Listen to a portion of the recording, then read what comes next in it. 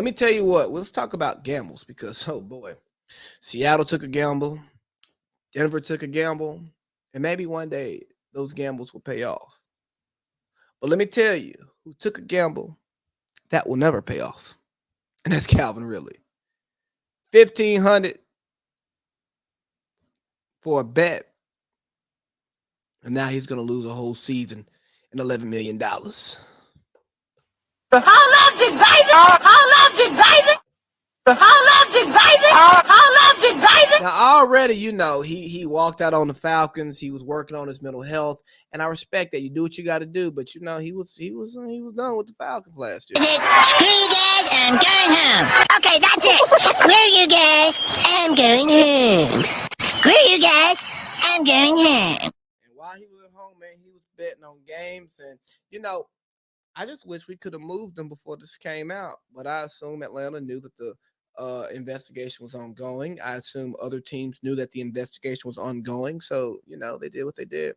And unfortunately, he's going to have to miss the next year because he placed bets on games. Now, let's be real here. Calvin really was away from the Falcons when he placed a bet. So what did it really cause? What did it hurt? Nothing. Talk about integrity of the game. Yeah, I don't think it affected that. Some will go, well, he had inside information. So do people in the media. And they bet. Like, inside information doesn't really do anything for me. But it is in the real book that players can't bet. And players know that they can't bet. So because he bet, the rule is the rule is the rule. Just like with Sha'Carri Richardson, I can disagree with the fact that it should be a banned substance in the Olympics, but she smoked it. She failed a drug test. The rule is the rule is the rule. I can say that Brittany Griner should be in America right now, but she had a vape pen and they found it in a bag, so Russia put her in jail because the rule is the rule is the rule. So when we don't like the rule, don't attack don't attack somebody being punished by the rule. Okay, no, they deserve to get punished because they broke the rule. Attack the bad rule. Now here, I don't think this is a bad rule. I think that, hey, if you are an NFL player, you shouldn't be betting on NFL games. Now, maybe we amend that to you don't bet on games that you're involved in. But even still, the optics of players betting on games is bad for the league, and the game itself. Keeping the game pure, the purity of the game. I understand that. So if the NFL doesn't want their players gambling on games, hey, sorry, players, you can't gamble on games. But the Calvin Ridley, the joke's on you there, buddy. You come out and say it was only 1,500. I don't have a gambling problem. Now, do I think you have a gambling problem? No. But do I think you have a judgment problem?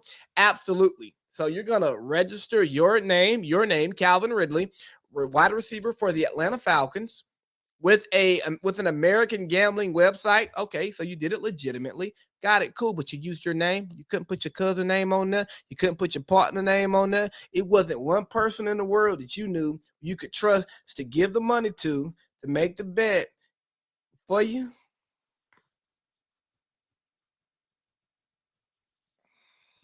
Now, if that's the case, Calvin, that's really what you deserve to get punished for. You deserve to get punished for your lack of judgment, your poor decision making. Now, is a full season a lot? Yes. But that's been the precedent for others who have betted on games in the NFL. And guess what? The NFL has to make a statement.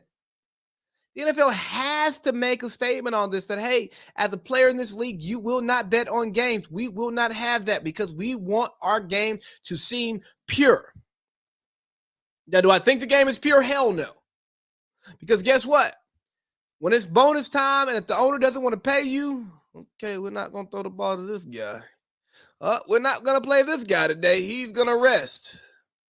You know what? We like this person more than we like that person, or we like this agent more than that agent. So we're going to sign this guy, although this other person can help us out. You know what? I like this coach better than I like this coach, even though this coach is ready. He's proven to win the game. So if you want to talk about keeping the game pure and clean, I can go down this rabbit hole for days. I can do it. I don't mind doing it. But for the sake of this podcast, we're just going to say, man, look, the game ain't clean, but when there's obvious things that we can do, the league is going to make an effort to do that. And I understand it. The rule is the rule is the rule. It is in the rule book. But the media, the media, they've just been all over the place with this. And shout out to the media members who stand on accountability. Because again, we can disagree on the rule, but we got to hold these people accountable for what the rules are. So hold them accountable. That's what the league did. But for those who are coming out talking, what was it? Emmanuel Acho had to tweet showing him like cutting routes short of the sticks and all of that. Oh, they're paying him off. Shut up.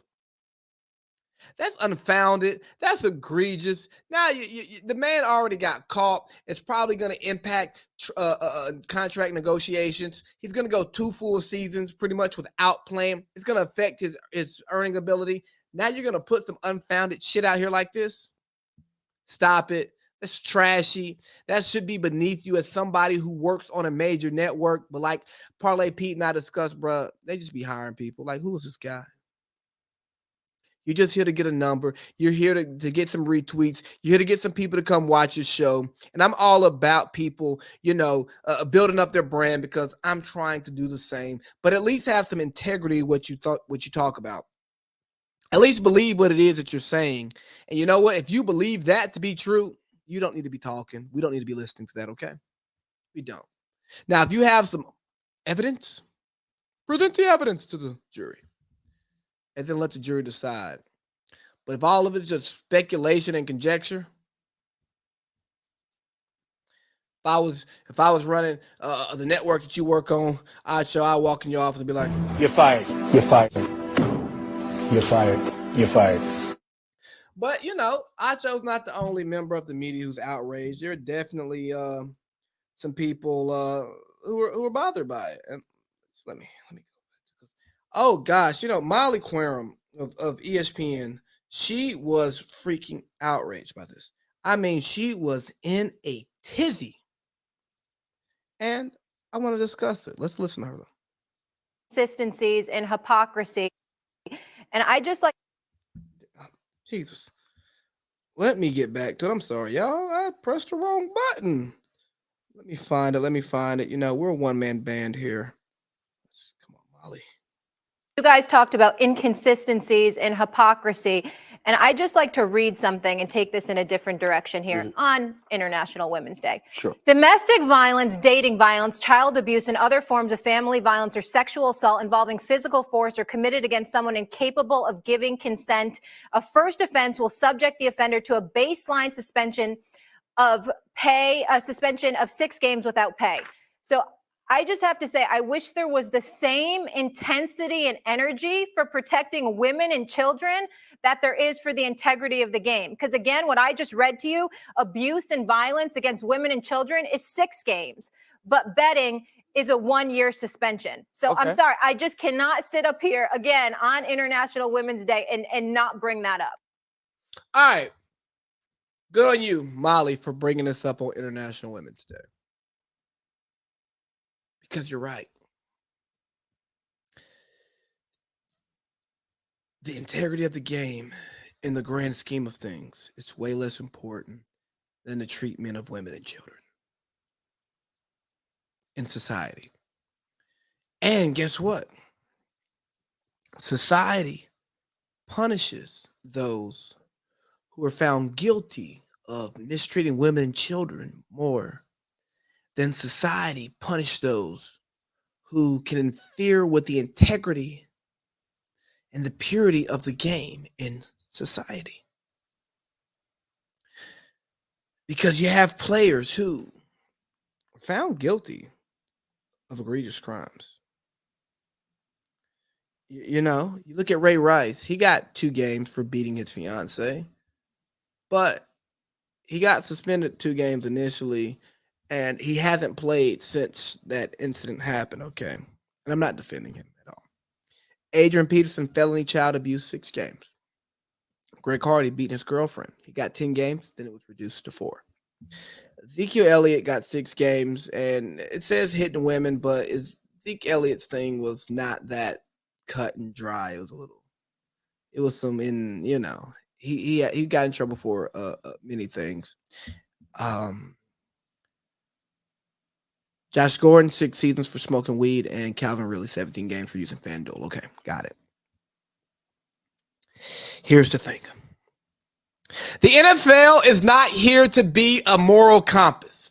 The NFL is here to provide the best football product in the world. The NFL is here to have the highest rated American TV show year in and year out. The National Football League is here to make money. And guess what? Putting the best players on the field is what makes money for the NFL. So excuse me if the NFL doesn't follow your same moral compass. Now, if you have an issue with the NFL's lack of moral compass, don't watch, don't consume. Hey, Molly Querim, don't talk about the NFL. Hey, Molly Querim, don't work for a network that's in bed with the NFL. Don't work for a network that is fueled by the NFL. You know what? That's like you wearing blood diamonds, and then saying, oh, I should send some money over to Africa to stop the nasty war, the nasty fighting over these diamonds. You got the blood diamonds in your ear, then you have the nerve to say, oh my God, I can't believe what's going on over there. What an atrocity. You make a lot of money covering the NFL. You make a lot of money talking about the NFL. Now, sure, call the NFL out all you want. But if you really have an issue with the NFL and what they're doing, stand on it. It's not the NFL's job to lead, guide, and direct this country. It's lawmakers. And if the consumer continues to watch the product, if you continue to buy the jerseys, if you continue to gamble on the games, why would the NFL change? They are a money-making business. Now, you tell me any other career field, any other industry where we're going to go in there and regulate who they hire. We care about who's teaching our kids. We don't want like felons and child and sex offenders teaching our kids. But outside of that, what do we really care?